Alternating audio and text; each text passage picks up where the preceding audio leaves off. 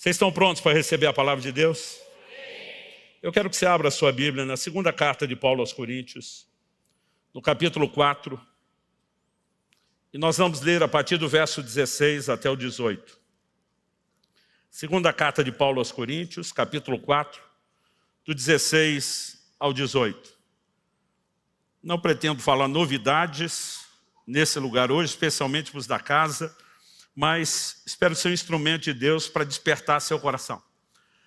Há momentos onde, por meio do ensino, nós ajudamos as pessoas a compreender princípios.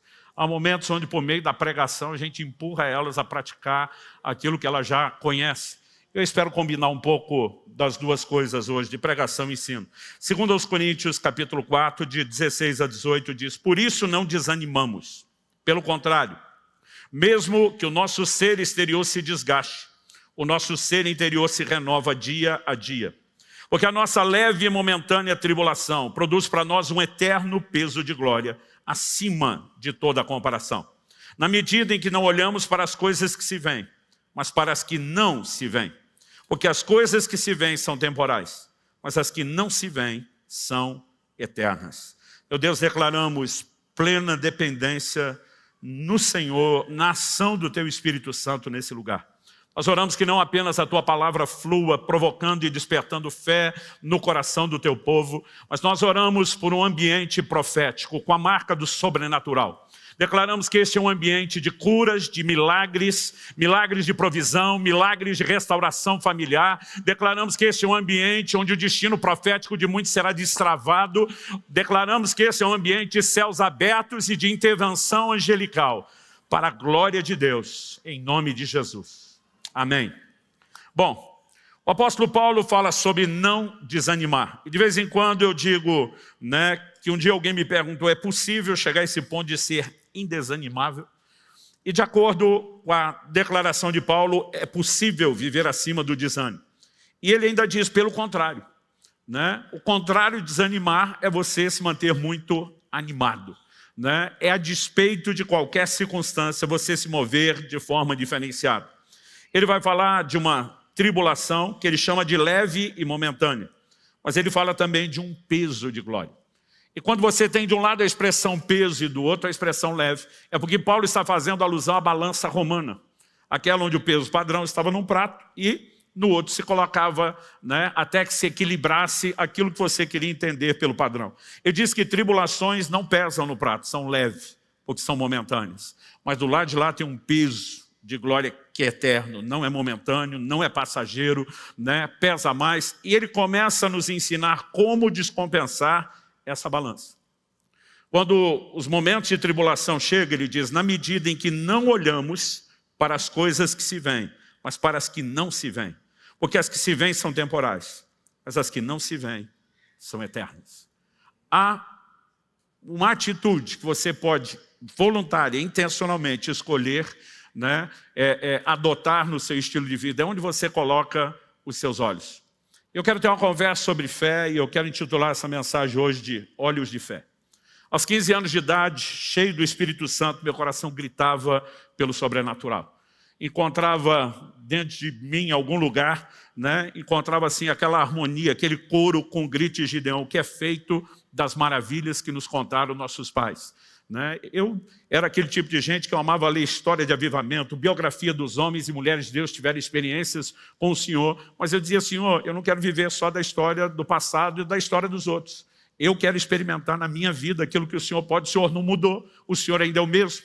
Ainda que as experiências não sejam exatamente iguais, eu posso ter as minhas próprias, que outros também não vão ter, e eu tinha uma fome por isso. E eu fui muito despertado por um livro, que eu parei de contar quantas vezes eu li na de número 17. Com certeza eu li mais de 20 vezes esse livro, chamado Vinho Novo é Melhor. É a biografia de um sul-africano chamado Robert Tom. E até hoje, a publicação de décadas da Editora Vida tem na contracapa a mesma chamada. Essa é a história de um homem que viu o invisível, acreditava no incrível e recebia o impossível. E eu lembro que um dia alguém falou, olha, parece que você tem uma fome por milagre, leia esse livro, e aquilo me provocou. E eu comecei, de alguma forma, buscar esse caminho. Eu sabia que as manifestações do Espírito Santo são essenciais na nossa vida e em certos ambientes, mas eu descobri que quando você aprende a se mover em fé, você não depende de ter um ambiente profético, você não depende de ter uma pessoa ungida movendo nos dons, você pode acessar diretamente a fonte e trazer o sobrenatural para a sua vida. E eu sei que esse é um ambiente profético e do fluir dos dons, onde muita coisa vai acontecer. Mas você pode ver o da direita, receber, o da esquerda, receber, o da frente, receber, o de trás, receber, e você ficar se questionando, e comigo? Mas se não acontecer nesse ambiente, você pode sair daqui também com o coração não só cheio de fé, mas de entendimento de como você pode acessar o sobrenatural para si mesmo.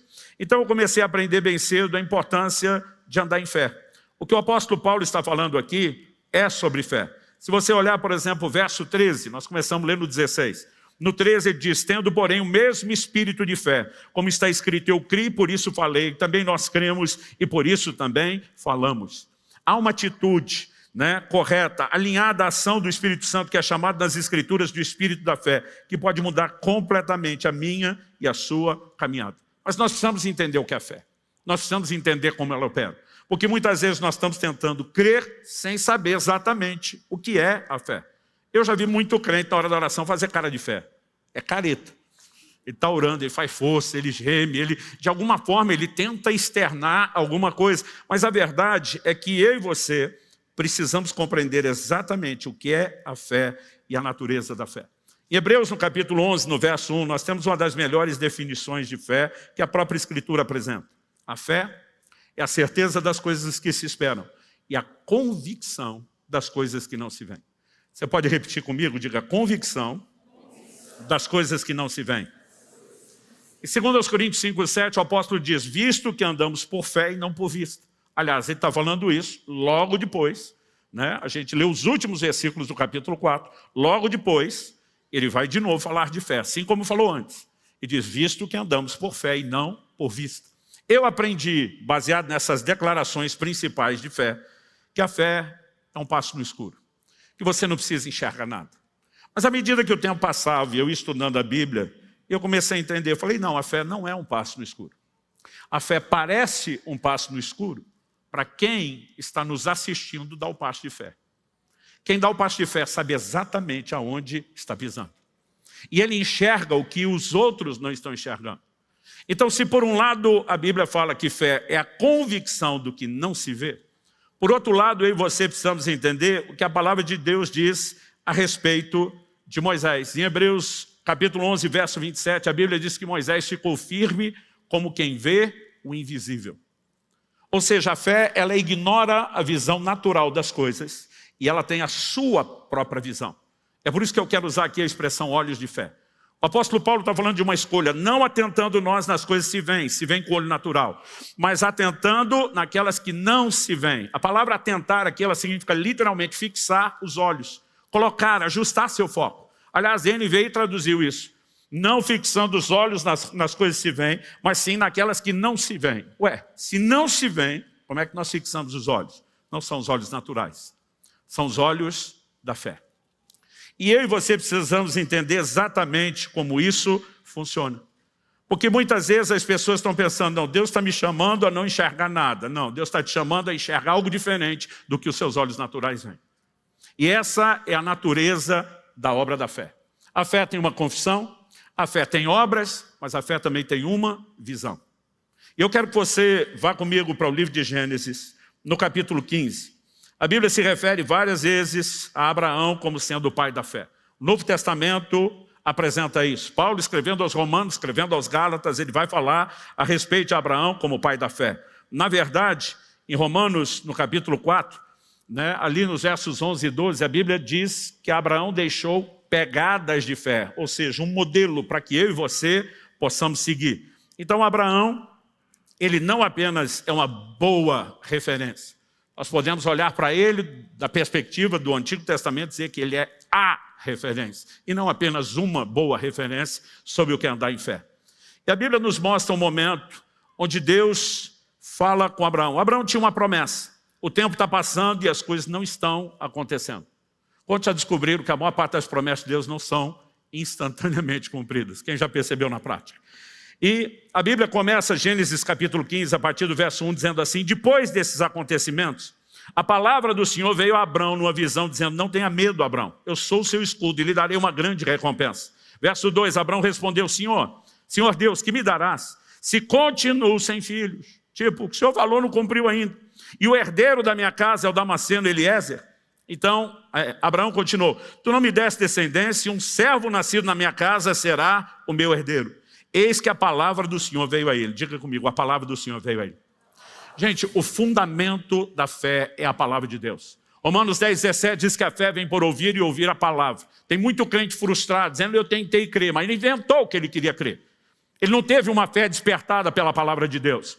Nem pela palavra escrita e nem tampouco, às vezes, por uma palavra específica, personalizada, profética, como a que Deus trouxe para Abraão. Abraão não tinha uma Bíblia na mão para ler. Mas quando a palavra de Deus vem a ele, qual era? Verso 4. Eis que a palavra do Senhor veio a ele dizendo, este não será o seu herdeiro, pelo contrário, aquele que será gerado por você, esse será o seu herdeiro. E a partir do momento que Deus dá essa palavra, olha a didática que Deus aplica com Abraão. Verso 5, então o Senhor levou para fora e disse, olhe para os céus, conte as estrelas, se puder contá-las, e disse, assim será a sua posteridade. E o verso seguinte diz, Abraão creu no Senhor, isso lhe foi atribuído por justiça. Durante muito tempo esse texto me gerou uma crise, porque eu pensava, se a fé é a convicção do que não se vê, por que é que Deus está tentando colocar uma imagem diante de Abraão? Por que Deus diz, sai da tenda contar as estrelas, se é que você pode contá-las? E durante muito tempo eu pensava, bom, Deus quer trazer um paralelo de que assim como ele está vendo isso, ele pode vislumbrar outra coisa. E demorou muito para eu perceber um detalhe. E eu quero que você olhe comigo a sequência. O verso 6 diz que Abraão creu no Senhor, isso lhe foi atribuído por justiça. Deus continua falando, verso 7, o Senhor diz também, eu sou o Senhor que o tirei de Ur dos Caldeus, para lhe dar essa terra como herança. Mas Abraão perguntou ao Senhor, como saberei que vou herdar essa terra? O Senhor respondeu, traga-me uma novilha, uma cabra, um cordeiro, cada qual de 3 anos, uma rolinha e um pombinho. Quando você só lê o verso 9, pode parecer que Deus está pedindo só um sacrifício. Quando você lê o verso 10, você entende que o que está acontecendo aqui, na cultura dos povos antigos do Oriente, é um ritual de aliança. Olha o que diz o verso 10. Abraão trouxe todos esses animais, cortou-os pelo meio e pôs as metades uma diante das outras. Esse é o detalhe, cortar pelo meio, colocar as metades uma diante da outra. Em Jeremias 34, 18, Deus diz assim, farei com os homens que transgrediram a minha aliança e não cumpriram as palavras da aliança que fizeram diante de mim, o mesmo que eles fizeram com o bezerro que cortaram ao meio para passar entre as duas partes. Quando você vê o profeta Jeremias falando da parte de Deus, o rito de aliança, Deus está dizendo, eles cortaram, andaram entre as partes e não cumpriram, eu vou fazer com eles a mesma coisa. Eu vou romper a minha aliança porque eles não sustentaram a deles. Evidente que isso era um rito de aliança. Então, o verso continua e diz assim, as aves, porém, não cortou pelo meio. 11, aves de rapina desciam sobre os cadáveres, porém Abraão as enxotava. Ele está tentando preservar o cenário. E ele diz, eu vou entrar numa aliança com Deus nesse lugar. Agora olha o verso 12. Ao pôr do sol, um profundo sono caiu sobre Abrão, e grande pavor e densas trevas tomaram conta dele. Daqui para frente Deus vai falar sobre o futuro. Como a descendência dele iria peregrinar na terra do Egito, como levariam 400 anos numa condição até mesmo de escravidão para depois saírem. Mas eu quero chamar a sua atenção para o início do verso 12. Quando foi que um profundo sono caiu sobre Abraão? O que está escrito aí? Ao pôr do sol. Significa que Abraão está cortando os animais, colocando diante de Deus durante o dia. Não anoiteceu ainda. Aliás, depois que escureciam, eles não tinham muita atividade. Isso significa o quê? Que pouco tempo antes, quando Deus está dizendo para Abraão, sai da sua tenda, olha as estrelas do céu, é dia e não noite. Quando ele sai, não tem estrelas se vêem com os olhos naturais. Mas ele sabe, pela lembrança da noite, que as estrelas aparecem até em lugares certos. Deus está dizendo, olha as estrelas. Deus está ensinando Abraão a andar em fé. Ele está dizendo, você pode enxergar o que ninguém está enxergando. Eu estou te dando uma palavra. Nesse momento você está enroscado na realidade natural. Eu não tenho descendentes. O meu herdeiro será o meu escravo. Deus diz, não, eu tenho te prometido um descendente. Você terá um descendente. Essa descendência vai multiplicar. Enxergue o que eu estou falando. Olhos de fé significa você visualizar a materialização da promessa antes de que aquilo que Deus prometeu tenha se concretizado.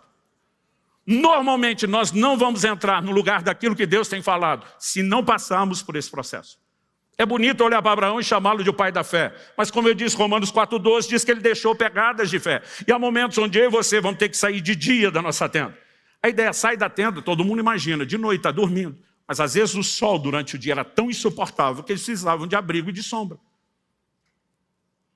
Alguém outro dia falou, mas a conversa pode ter começado de manhã, porque essa turma acordava antes do nascer do sol. Falei, é verdade.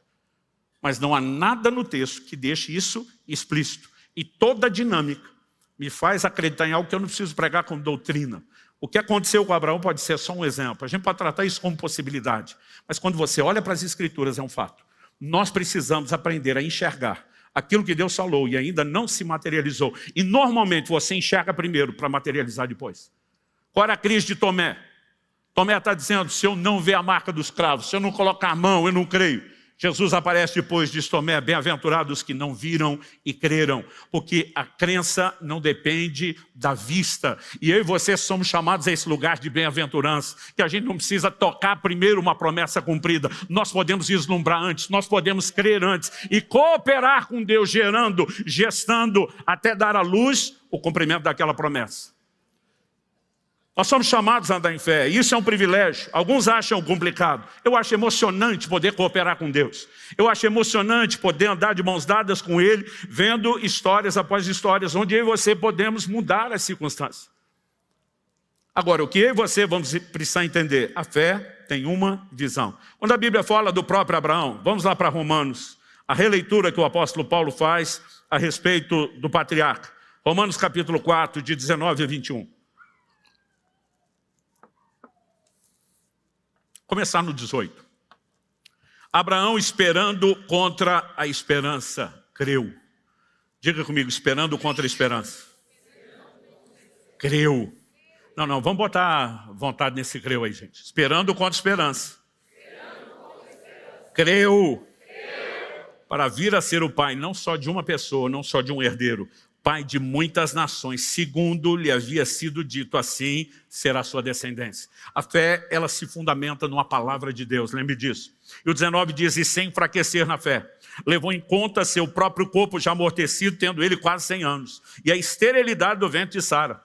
Não duvidou por incredulidade da promessa de Deus, mas pela fé se fortaleceu, dando glória a Deus, estando plenamente convicto de que Deus era poderoso para cumprir o que havia prometido. Abraão olhava para o seu corpo e o corpo dizia, já era, você não tem condições. Quando era novo já não pôde, porque sua mulher era estéril.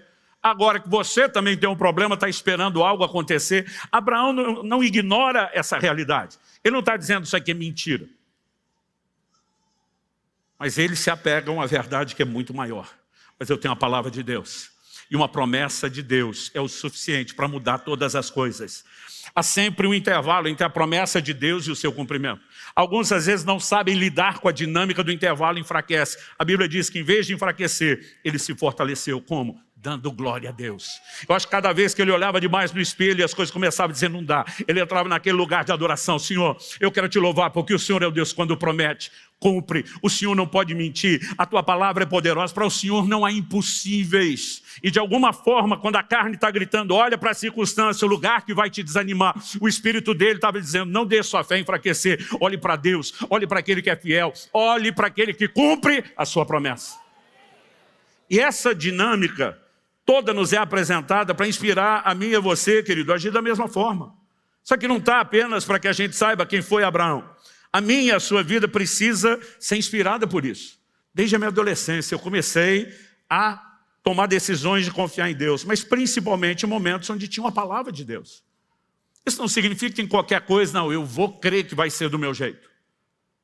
Eu tive uma experiência interessante, acredito que isso aconteceu 2011, talvez 2012, chega uma época da vida que a gente já não lembra o ano. Fica que nem aquelas pesquisas eleitorais, um percentual de 2 para mais, de 2 para menos. Então, vamos jogar entre 2010 a 2013. Eu acho que foi 2012. Kelly e eu tínhamos nos proposto a fazer uma viagem para a Índia, né? E estaríamos participando de uma viagem missionária com o intuito de apoiar um projeto missionário. Mas eu lembro que era um momento assim, de muito desafio. Nós estávamos numa época que era, na nossa vida, muito mais de semeadura do que colheita. E eu lembro que estava assim, já uns 40 dias para a viagem. E eu não tinha ideia de onde poderia ter recurso para fazer aquela viagem. Nós faríamos a viagem no mês de agosto, né? Para chegar à Índia, a gente tinha que ter conexões pela Europa, né? Agosto, julho, agosto, é verão, tanto na América como na Europa, é alta temporada, tudo caro. Eu lembro que na época, né, essas passagens, minha e da Kelly, davam assim, para não dizer R$8.500, era alguma coisa, R$8.496. Eu lembro que um dia um missionário entra em contato comigo lá da Índia e diz, cara, ainda não planejei as coisas, porque eu estou esperando você emitir a passagem. Eu falei, então, eu não sei se eu posso ir. Ele falou, por que não? Eu falei, cara, até agora eu não tenho a menor condição de emitir a passagem, eu não sei como vai ser isso. Eu lembro que do outro lado ele falou, se você me disser que tem uma palavra de Deus para não vir, eu respeito e desmarco. Agora, se você não tem uma palavra de Deus para não vir, não me venha com essa conversa mole, porque você é um homem de fé. Você me inspirou a vida inteira com história e testemunho de fé. Então não venha com essa de... E eu fiquei com raiva do jeito que ele falou comigo. Eu já estou me dispondo aí, estou bancando tudo. E o camarada ainda vem me dar de dedo. E eu fui orar de raiva. Senhor, estou aqui só para dizer. E aí? Mais quase que pedindo, me dá uma palavra para eu não ir. O Espírito Santo falou assim, eu coloquei no seu coração fazer a viagem. Não há motivo para que você diz isso. Falei, então manda o recurso primeiro. Quando eu falei isso, o Senhor falou, essa ideia de ter primeiro e gastar depois é muito boa e sábia.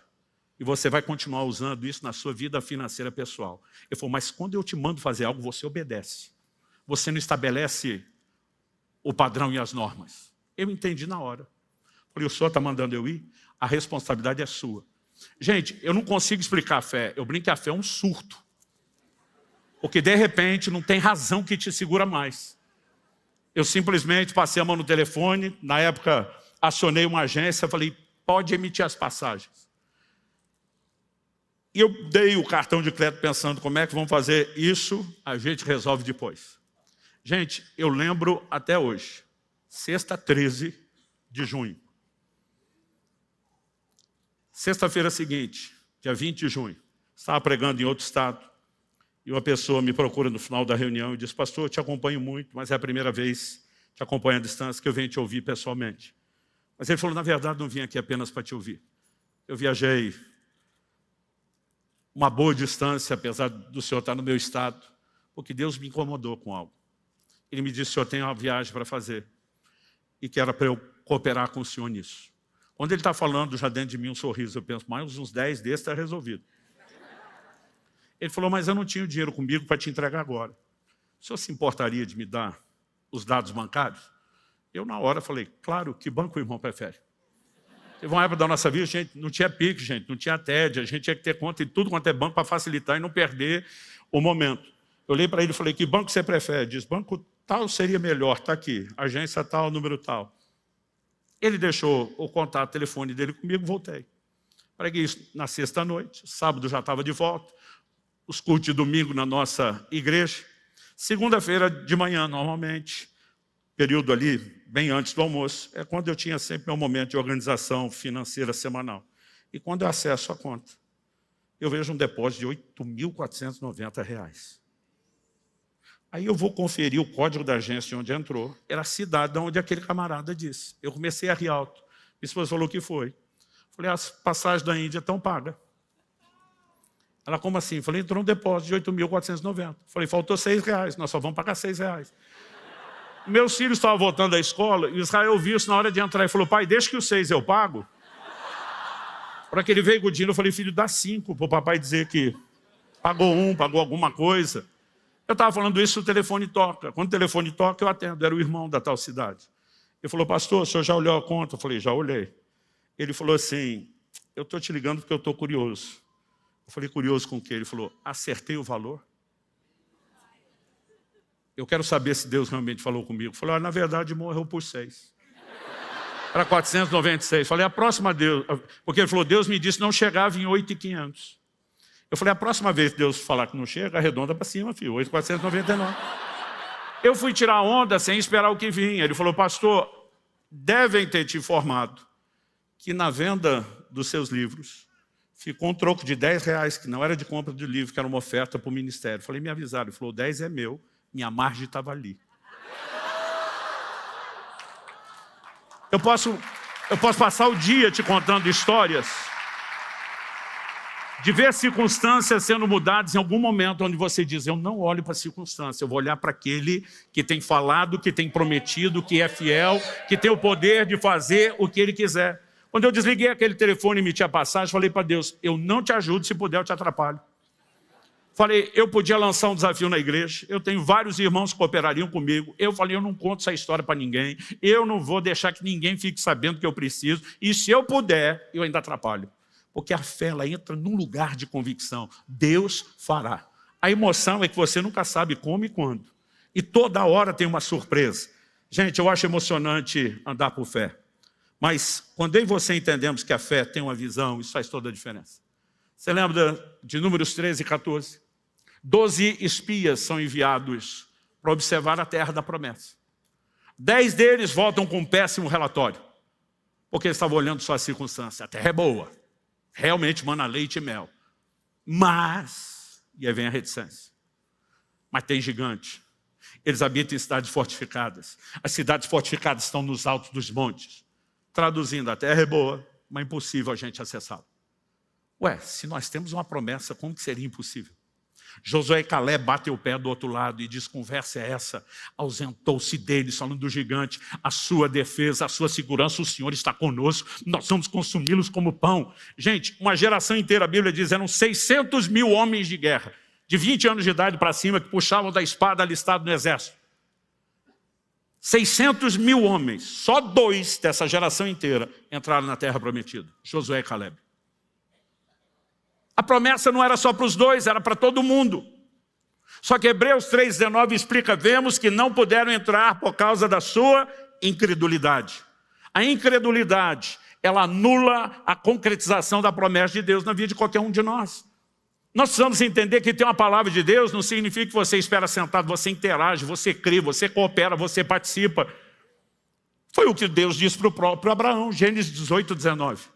O Senhor diz, eu escolhi para que Ele ordene sua casa, seus filhos depois dele, para que guardem o caminho do Senhor, pratiquem a justiça e o juízo, para que o Senhor faça vir sobre Abraão que tem falado a seu respeito. Deus está dizendo, eu prometi, sim, eu vou cumprir, sim, mas você, Abraão, vai ter que fazer a sua parte, porque Deus não costuma trabalhar sozinho. Primeira carta de Paulo a Timóteo, capítulo 1, verso 18, de acordo com as profecias que foram ditas a teu respeito, o combate firmado nelas, o bom combate. Como é que você luta por isso? Você tem um posicionamento, dizer, Deus falou, eu vou crer, eu vou cooperar com Deus. Quando as circunstâncias me apresentarem um cenário diferente, eu me recuso fixar os olhos nisso, eu vou colocar os olhos naquilo que Deus prometeu. E essa é a forma de você cooperar e lutar junto com Deus para mudar as circunstâncias. Aqueles únicos 2, que em vez de enxergar o tamanho do gigante, em vez de enxergar a cidade fortificada no alto dos montes, eles estão enxergando a materialização da promessa. Se do lado de lá tem um inimigo maior, a vitória vai ser ainda maior. Deus está conosco, o que Ele falou vai acontecer. Eles estavam colocando os olhos onde? No cumprimento da promessa. De novo eu repito, gente, não quer dizer que a gente toda hora decide o que quer crer por nós mesmos. Ou precisamos andar em cima daquilo que Deus, pela sua palavra, tem dito de uma maneira clara, que serve para todos nós. Ou há momentos onde nós vamos precisar da clara liderança do Espírito Santo. É por isso que nós precisamos cultivar intimidade com Ele.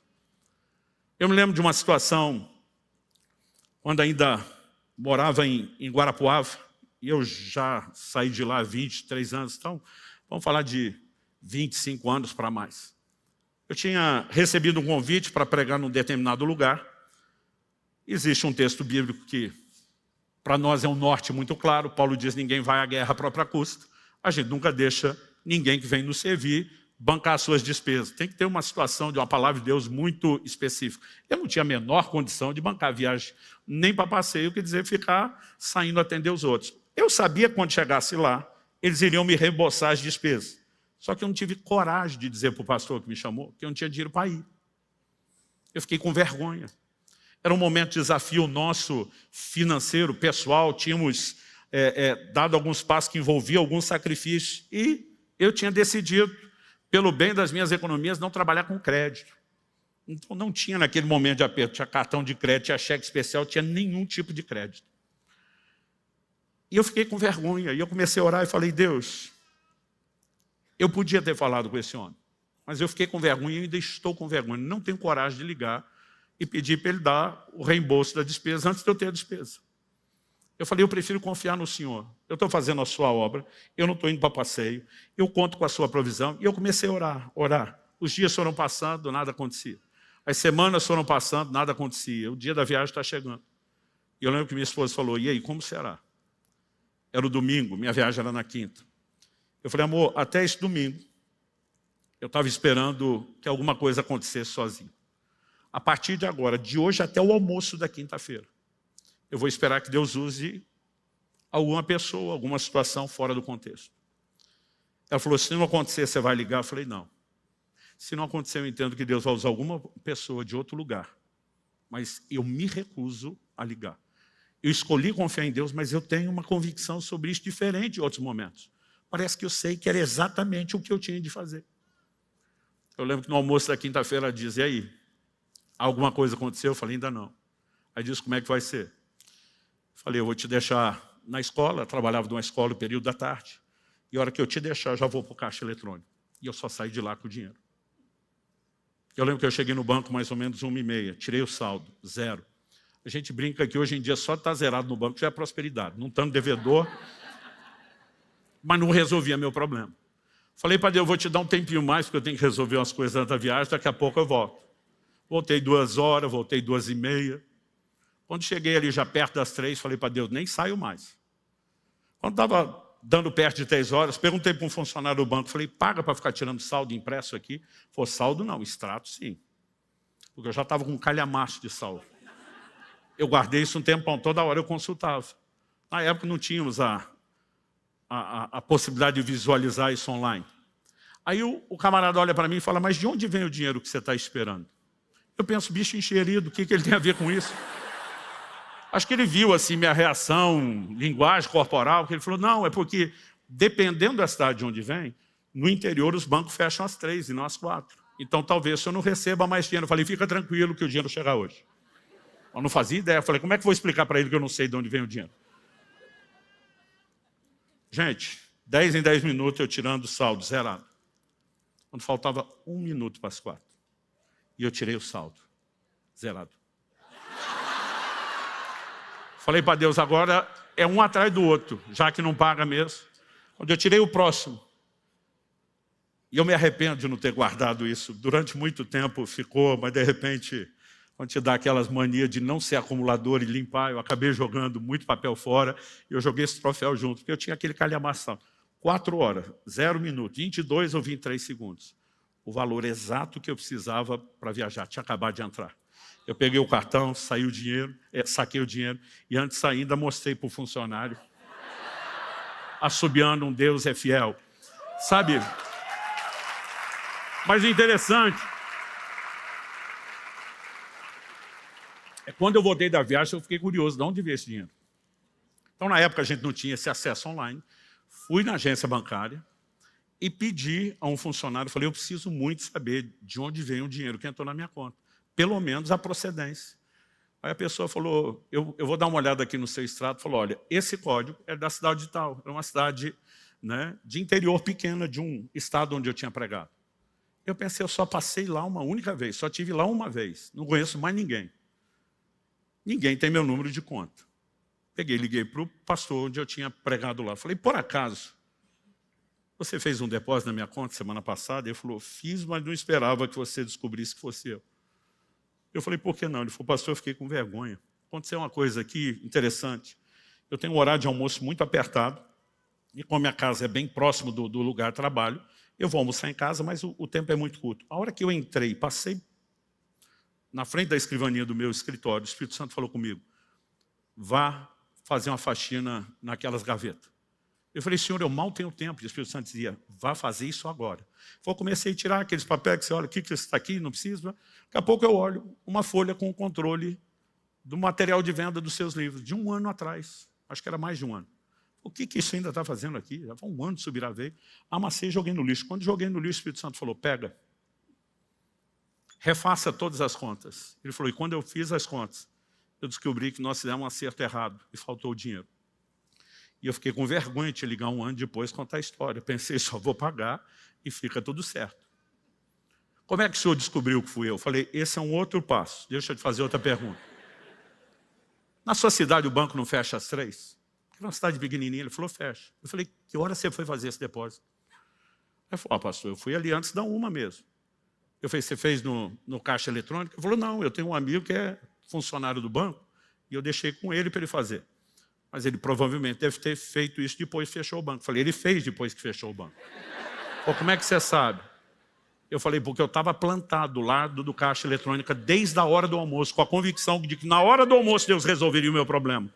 E aquilo não se resolveu até as 4 horas. Quando eu contei, ele ria. Eu falei, a próxima vez que Deus te mandar depositar um dinheiro, vá na boca do caixa, não seja preguiçoso. Aí eu contei para ele como eu tinha descoberto.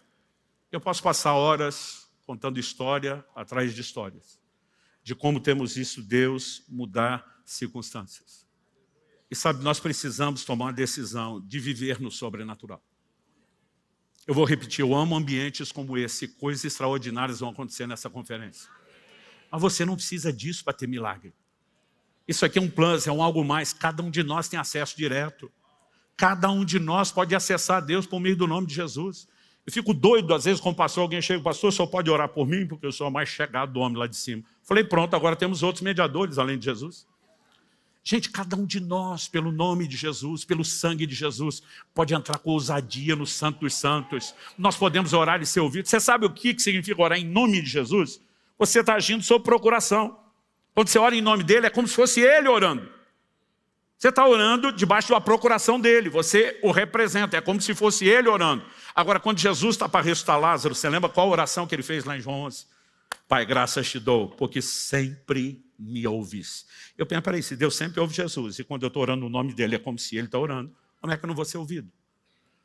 O problema de alguns de nós, que a gente fica terceirizando, dizendo, isso é para alguns poucos privilegiados. Não, meu querido, é para quem tem fé. Agora, você vai ter que fortalecer a sua fé, você vai ter que aprender a andar em fé. E sabe, tem crente que reclama, pai, apareceu o problema, apareceu isso. Eu digo, gente, talvez tenha sido um longo treino de caminhar em fé. Mas cada vez surge um problema, eu fico pensando, é mais uma chance de ver milagre, é mais uma oportunidade de ver o dedo de Deus, é mais história por currículo de fé. Nós precisamos aprender a acessar o sobrenatural. Quem está entendendo, diga amém. Então deixe-me dizer, nós falamos que a fé é a convicção do que não se vê, mas ela também tem uma visão. Deixa eu tentar te explicar como a fé opera. Abra sua Bíblia comigo, no 2º livro de Reis, no capítulo 6. Eu quero que você leia comigo do verso 15 ao 17. Enquanto você localiza o texto, me deixa dar um pano de fundo. O rei da Síria, que estava em guerra contra Israel, preparou algumas armadilhas contra o exército de Israel. Várias vezes o profeta Eliseu chegou para o rei de Israel e disse, não passe em tal e tal lugar, porque o rei da Síria colocou armadilhas diante de você. Ele ia lá, enviava alguns espiões, reconhecia emboscada e escapava. A Bíblia diz que isso não aconteceu nem 2 nem 3 vezes, ou seja, várias. Daqui a pouco, o rei da Síria tem uma reunião de cúpula com seus oficiais e diz, quem é o delator? Quem que está dando com a língua nos dentes? Quem que está entregando nossos planos para o rei de Israel? Porque não há chance dele escapar de tudo aquilo que a gente está preparando contra ele. Imagina um oficial levantando a mão e dizer, é que eles têm algo lá que o senhor não tem aqui. É um profeta. Esse homem sabe as palavras que você fala no seu quarto de dormir. É ele que está contando. O rei diz, quem é o homem? Diz, é um tal de profeta Eliseu. Descubra onde está. Alguém chega e diz, está em Dotã. E diz, o problema é um homem. Vamos capturar um homem. Um exército inteiro cerca a cidade de Dotã à noite. E amanhece nessas condições. Verso 15 de 2º Reis 6. O servo do homem de Deus levantou-se bem cedo e ao sair, eis que tropas, cavalos e carros de guerra haviam cercado a cidade. Então o moço disse a Eliseu, ai meu senhor, que faremos? Eu brinco que isso aqui é a reprodução exata do monte de crente quando tem problema. Corre para o líder de célula, corre para o discipulador, corre para o... O que nós vamos fazer? Verso 16, ele respondeu, não tenha medo. A tradução da Bíblia, na linguagem de hoje, o pastor Luciano Subirá, versão interior de Minas com Goiás, diz que a resposta dele é, calma rapá. Não é nem rapaz, é rapá. Calma rapá. Ele diz, porque são mais os que estão conosco do que os que estão com eles.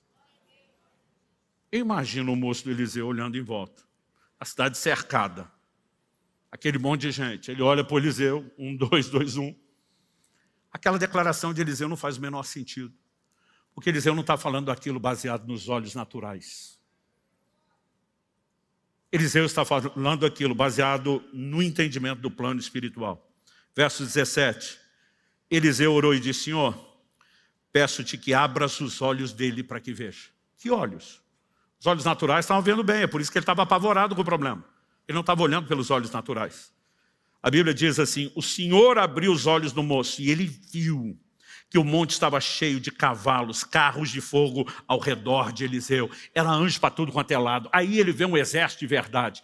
Meu amigo, eu não sei como você agiria.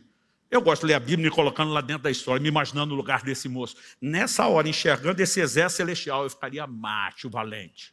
Eu já me imaginava até provocando os caras, dando de língua. Vem agora. Agora, o que é que eu e você precisamos entender? Quando o moço vem falando que viu o problema, ele está mentindo? Não.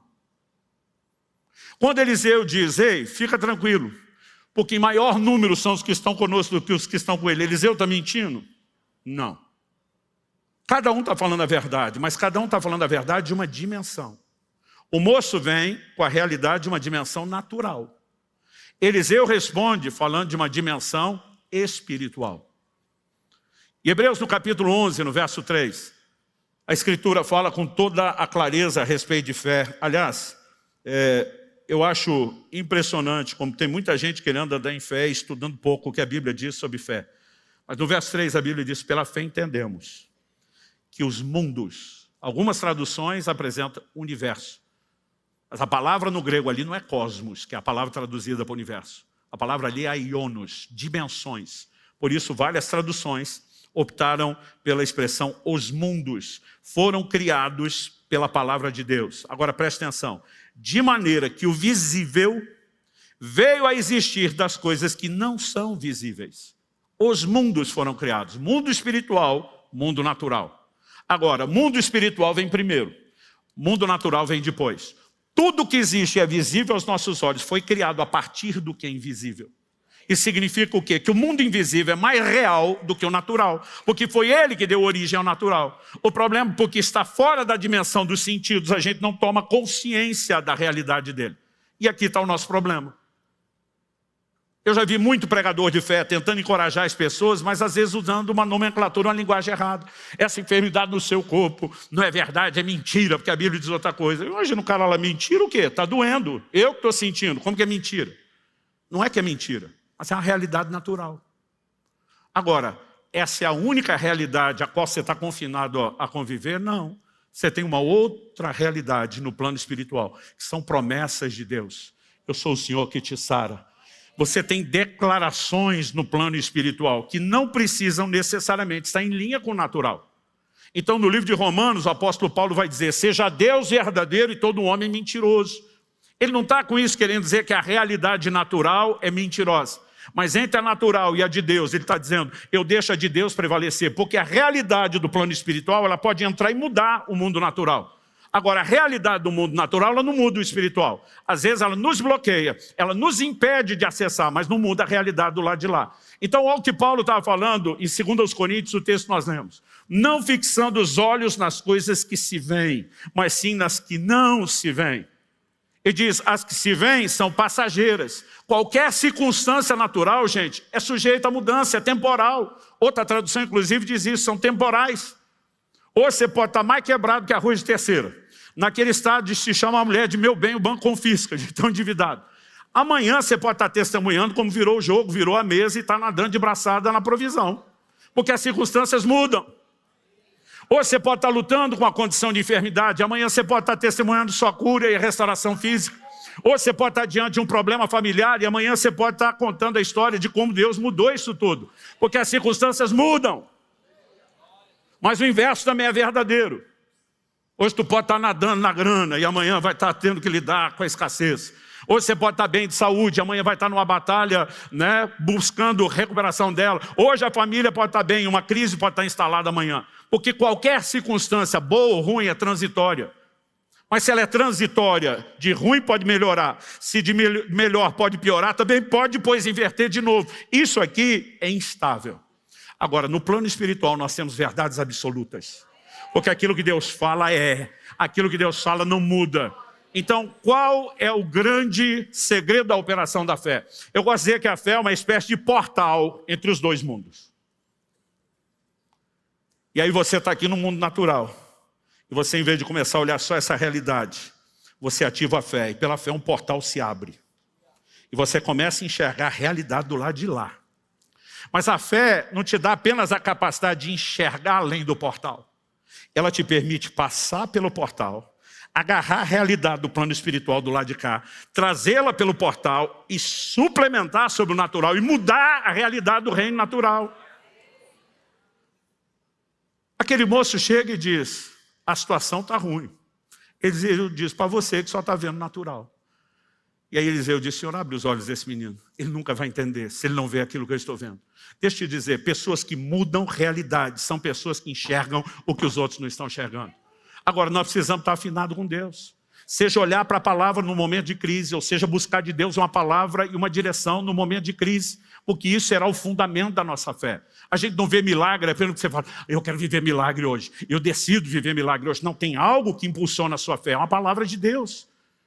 Então, em momentos de crise, a gente não tem que ser emocional. Mesmo em momentos onde talvez precisamos de respostas contundentes, você não pode reagir só de forma emocional. A Bíblia diz que Jesus chega em Jerusalém, dá uma olhada no templo, vê, examina tudo, vai dormir. No dia seguinte, ele volta com a zorrague para virar a mesa dos cambistas. Ele não fez isso no impulso emocional. E ele volta com a palavra de Deus, está escrito. Minha casa será casa de oração, vocês transformaram num covil. Ele pensou, ele raciocinou, ele refletiu. E vamos lembrar que ele está agindo como homem. E ele vem baseado, posicionado. Eu vou andar na palavra de Deus. É assim que funciona. O apóstolo Pedro com os demais apóstolos estão no meio de uma tempestade. O negócio está feio. A Bíblia diz que eles saíram antes de anoitecer. Então tem que ser antes das 6. A Bíblia diz, na 4ª vigília da noite, Jesus vem ao encontro deles. A noite tinha 4 vigílias, às 12 horas da noite, de 3 horas. Primeira vigília, das 6 às 9. Segunda vigília, das 9 à meia-noite. Terceira vigília, da meia-noite às 3. Então Jesus vem em algum momento entre 3 e 6 da manhã. Pode ter sido 3:30, pode ser 4, 4:30, 5:30. Então eles estão no mínimo 9 horas remando. E o pior, só chegaram na metade do lago, que era tão grande que eles chamavam de Mar da Galileia. 11 quilômetros de distância, o ponto da travessia lateral. O ruim de estar na metade é que se você desistir, você tem o mesmo trabalho do que continuar. Mas a Bíblia diz que Jesus vem andando sobre as águas. Agora imagina, gente, noite de chuva, não é noite de lua, de estrelas, é noite escura. O que clareia de vez em quando é um relâmpago ou outro. Então está aquele negócio escuro. Daqui a pouco, entre uma relampeada e outra, alguém vê um vulto andando em cima da água. Qual seria a sua reação? A maioria de nós já estaria dizendo, está amarrado em nome de Jesus. O sangue de Jesus tem poder. A Bíblia diz que eles gritaram apavorado, dizendo, é um fantasma. Você já percebeu que a maioria de nós está sempre esperando notícia ruim? O telefone toca de madrugada, o coração dispara. Porque tem que ser tudo menos uma coisa boa. E no momento que a turma começa a gritar, Jesus diz, não tema, sou eu. No momento Jesus diz, sou eu, o Pedro, sempre o Pedro. Que fala pensando e pensa falando. Diz para Jesus, se és tu, manda me ter contigo. Jesus diz, vem. As pessoas dizem que Pedro andou sobre a água. Essa é uma maneira muito simplista de dizer. Pedro andou sobre a palavra do Senhor Jesus. Pedro sabia que não podia pisar na água. Ele falou, mas se é o Senhor, se você que é o meu Senhor se move por cima das tempestades, dos problemas da vida, eu fui chamado para andar com você, para seguir o seu modelo, para seguir o seu padrão. Eu quero me mover por cima também. Então me chama. Jesus diz, vem. Por que ele não sai o tempo todo dizendo vem? Está procurando alguns corações que se inspirem, que estejam cansados de viver. Eu vou viver só o natural, agarrado no barco. Curioso é que todo mundo só fala da incredulidade de Pedro. Porque Pedro afundou. Eu digo, meu amigo, Pedro andou 2 vezes sobre a água. a ida e a volta. Porque quando ele está indo, a Bíblia diz que ele tira os olhos de Jesus e começa a olhar para o tamanho da onda e a força do vento. Eu gosto de dizer que fé é olhar para Jesus na hora da tempestade. Mas incredulidade é olhar para o tamanho da onda e para a força do vento na hora da tempestade. Quem fica olhando para o problema não vai conseguir ter fé. Quem olha para o Senhor, quem olha para aquilo que Deus falou, algo vai mudando dentro dele e ele começa a enxergar além daquele cenário. É como se um portal abrisse e permitisse você enxergar além, ver depois o que é que está vindo. E você está lá vislumbrando a materialização da promessa. Alguém um dia falou para mim, você é muito empolgado com o futuro. Estávamos falando lá atrás. E quando dizíamos, seríamos milhares de pessoas, que tocaríamos nações e veríamos a ação de Deus. E quem nos chamava de doido, de maluco, de empolgado, de megalomaníaco. Mas dizia, o senhor é um pouco empolgadinho. Eu lembro que eu falei para um, usando a frase que eu ouvi de alguém, nem lembro quem. Eu falei, eu vi o futuro, gostei do que vi e decidi viver lá antes de chegar lá. Sabe, a fé é isso. Você enxerga aquilo que Deus vai mudar e você começa a ser norteado por aquilo. Você não só enxerga aquilo, você fala sobre aquilo. Deus diz para Abraão, estou mudando o seu nome, a partir de agora você é pai de nações. O cara chega em casa e fala para a mulher, Deus mudou meu nome. A partir de hoje você me chama de pai de nações. Não era pai de nenhum. Mas a Bíblia diz que ele creu naquele que chama a existência as coisas que não são como se já fossem. Quando você começa a ver as coisas que ainda não são como se já são, você também começa a falar de acordo com isso. E a fé, ela tem uma visão, mas ela também tem confissão e ela tem ação. E a gente consegue abrir esse portal e mudar circunstâncias. Eu tive uma lição muito prática de um posicionamento que eu e você precisamos ter, que diz respeito a algum momento entre aquilo que Deus falou e a sua materialização. Nós temos um hiato que às vezes é difícil de entender.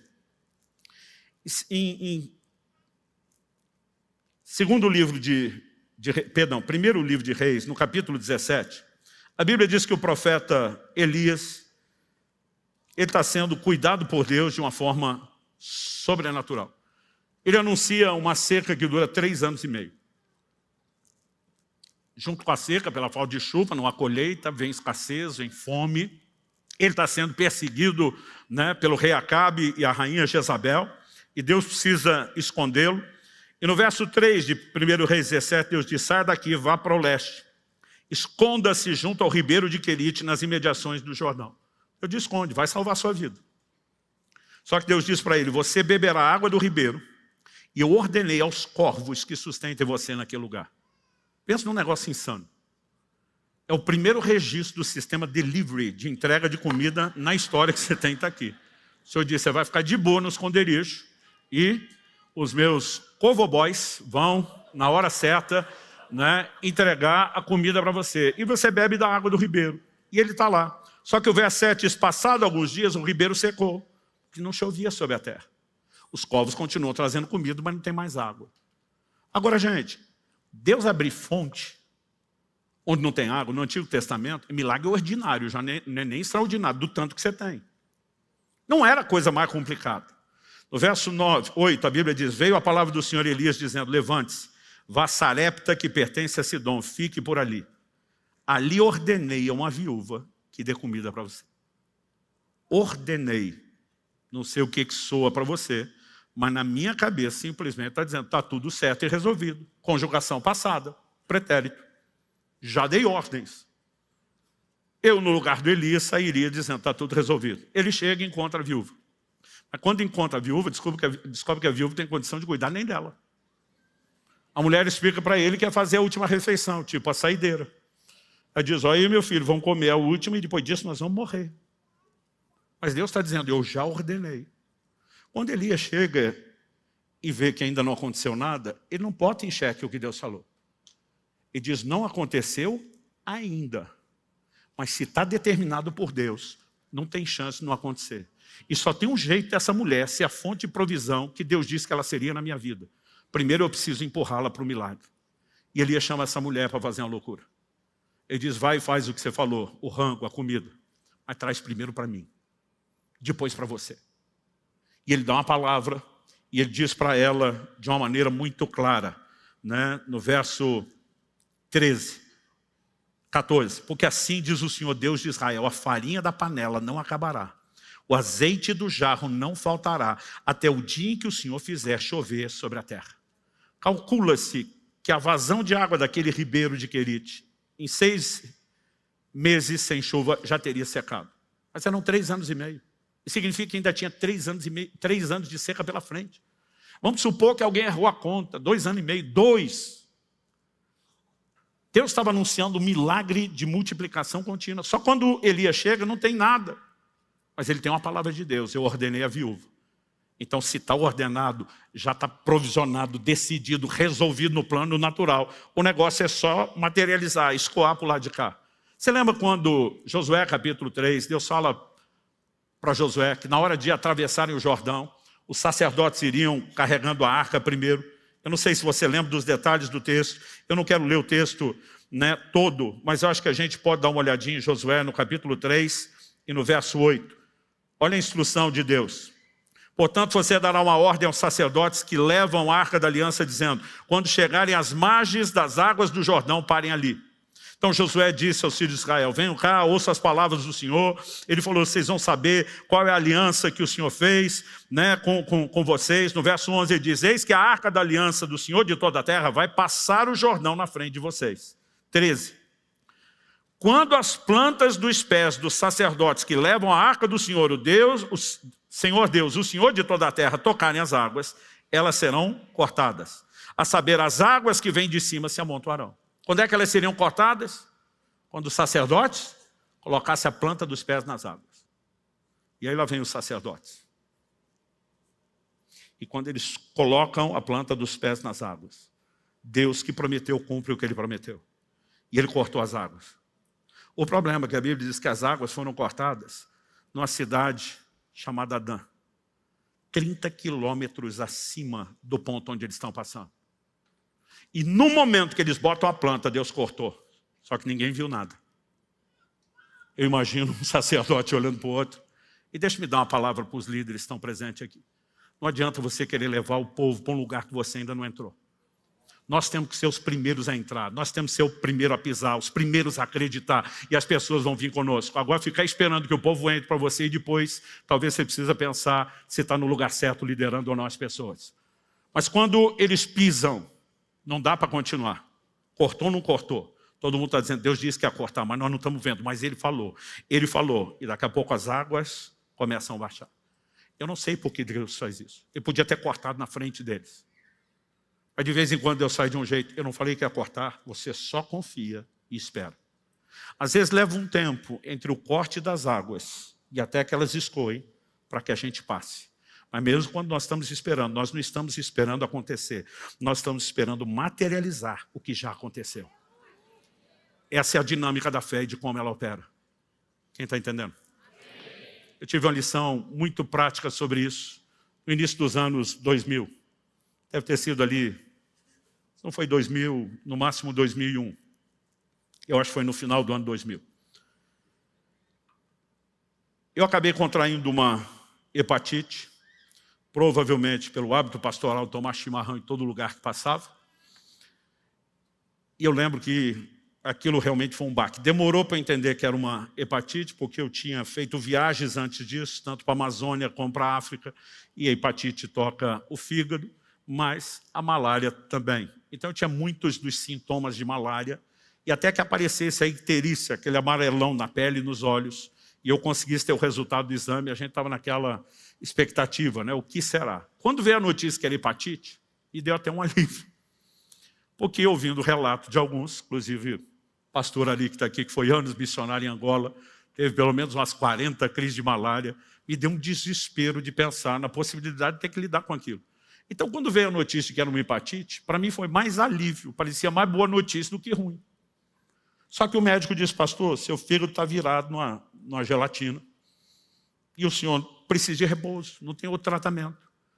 Ele falou, se o senhor não parar a sua agenda, não parar a viagem, eu venho com a polícia te internar e sua mulher está do meu lado. Ele falou, na igreja manda o senhor, aqui mando eu. Eu falei, sim, senhor. Pensei, estou correndo demais, vai ser bom dar uma parada. Agora, imperativo, depois de uma semana, a gente não aguenta mais ficar parado. Ele descansou tudo de uma vez. E eu comecei a ficar inquieto. Eu dizia, meu Deus, a igreja está vivendo o melhor momento. Mas não é só eu. Eu comecei a olhar, cada pastor estava enfrentando algo diferente, tudo ao mesmo tempo. E eu fiz um comentário. Falei, só pode ser coisa do diabo tentando parar a gente. Quando eu fiz o comentário na oração, eu não consigo te explicar, meus olhos se abriram. E eu tive um claro discernimento de que eu estava debaixo de ataque, como todos os outros colegas. Então, eu não estou dizendo, querido, que nós nunca vamos lidar naturalmente com situações de enfermidade, que não possa ter repouso, que não possa ter o tratamento, que não possa se fazer as coisas de forma natural. Aliás, o que eu mais venho pregando ultimamente sobre o cuidado do corpo é para não espiritualizar demais.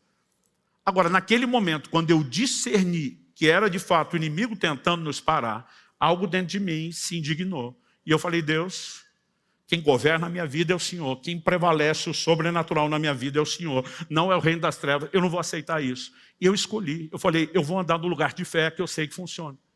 Eu passei 2 dias inteiros confessando tudo quanto é texto da Bíblia sobre cura, né? Tudo quanto é promessa, tudo quanto é declaração de fé. E lá ia eu, bendiz a minha alma ao Senhor, não se esqueça de nenhum só dos seus benefícios, Salmo 103. Ele quem perdoa todas as tuas iniquidades, mas é Ele quem sara todas as tuas enfermidades. Aí eu pulava de salmo, enviou a sua palavra, e a Bíblia inteira, 2 dias sem parar. O dia inteiro. E eu não sei se alguém já tentou ficar confessando texto bíblico de uma realidade que não mudou 2 dias. Parece uma eternidade. Porque era manhã, tarde, noite. E aquilo não mudava. Eu estava decidido. Eu vou entrar no que Deus tem. Na segunda noite, enquanto dormia, tive um sonho. Acordei, não sei se foi na hora que eu tive o sonho, mas acordei lembrando nitidamente do sonho. No sonho eu ia ao banheiro. Eu sei que é chato falar disso, mas não consigo achar uma versão mais clássica e polida para falar disso no púlpito, mas uma das coisas que mais me incomodava na hepatite, quem teve costuma concordar com isso, não era a icterícia, o amarelão da pele dos olhos, é a cor da urina que fica escura. E cada vez que eu urinava, eu olhava aquilo e dizia, estou tudo estragado por dentro. Era uma coisa horrível o sentimento. Só que no sonho, eu ia ao banheiro e observava a cor da urina que estava clara. E no sonho eu dizia, Deus me curou. E a prova está aí que a cor da urina mudou. Nesse momento, eu acordo com aquela lembrança vívida, eu dou glória a Deus na cama. E eu falei, é isso, Deus está falando comigo, Ele me curou. Gente, levantei, fui para o banheiro, urinei, e a cor da urina, aleluia. Estava escura. Imediatamente, o que é que você faz? Tira os olhos de Jesus, bota na força do vento, no tamanho da onda. E eu falei, empolgou demais. A Bíblia diz que quem tem sonho, conte como sonho. Você já quis acreditar que era uma palavra de Deus. A evidência de que não é, está aí. Gente, eu voltei para o quarto, parecia um orangotango. Tão desanimado assim, que já ia arrastando a mão para o chão. Me joguei na cama. Falei, cara, larga a mão de ser bobo, aceita que dói menos. Daqui uns dias você melhora. Desisti naquele momento. A hora que eu desisti, o Espírito Santo falou comigo. Eu te mostrei a realidade do reino espiritual. E você está escolhendo olhar para o natural. Deixa eu te dizer de novo, o que muda o posicionamento de fé é uma palavra. Naquele momento Deus está dizendo, não olhe para a cor da urina que você viu no vaso. Olhe para aquela que você viu no sonho. Foi eu que te mostrei. Eu enlouqueci. A fé deixa a gente surtado. Eu peguei uma jarra de mais de 2 litros de água, enchi, comecei a tomar um copo atrás do outro. Falei, diabo, você tentou me desanimar e estava conseguindo, mas nós vamos para o segundo round, maluco. Eu falei, eu vou encher o tanque, nós vamos ver se tem urina, continua escura. Então logo eu consegui encher o tanque, fui esvaziar no banheiro, a urina estava clara. Essa hora que o diabo fala, também com o tanque de água que bebeu. Mas nunca mais ficou escura. A icterícia, o amarelão começou a sumir ao longo do dia. No final do dia eu apareci lá no consultório do médico, ele era da igreja. Ele costumava dizer, pastor, essas coisas que o senhor conta aí no público só acontece com o senhor. Conosco, os meros mortais, não. E eu lembro que eu apareci, sabia exatamente o horário da última consulta, e avisei a secretária dele, não fala que estou chegando. Eu falei, está atendendo alguém? Não. Bati na porta, abri, ele me olha assustado. O que o senhor está fazendo aqui? Veio estar em casa repousando. Falei, o senhor mandou eu ficar em repouso, a menos que eu aparecesse com uma daquelas histórias que eu conto no púlpito. Ele me olha e fala, não. Eu falo, sim. Não, sim, não, sim. Aí ele veio, falou, icterícia sumiu dos olhos, da pele. Eu falei, a cor da urina melhorou primeiro, antes do que isso. Ele apalpou e disse, não está inchado seu fígado como estava antes? Como você está sentindo? Eu falei, doutor, estou com vontade de comer tudo. Porque você fica o fígado meio alterado, o apetite é afetado. E a partir daquele momento, não houve mais sinais. Agora, o que eu entendi entre o sonho e a urina mudar de verdade? Que no momento do sonho, eu já tinha pisado com a planta das águas. Mas as águas não tinham escoadas todas, e muitos de nós desanimamos aqui. É por isso que a Bíblia diz, Abraão não se enfraqueceu na fé.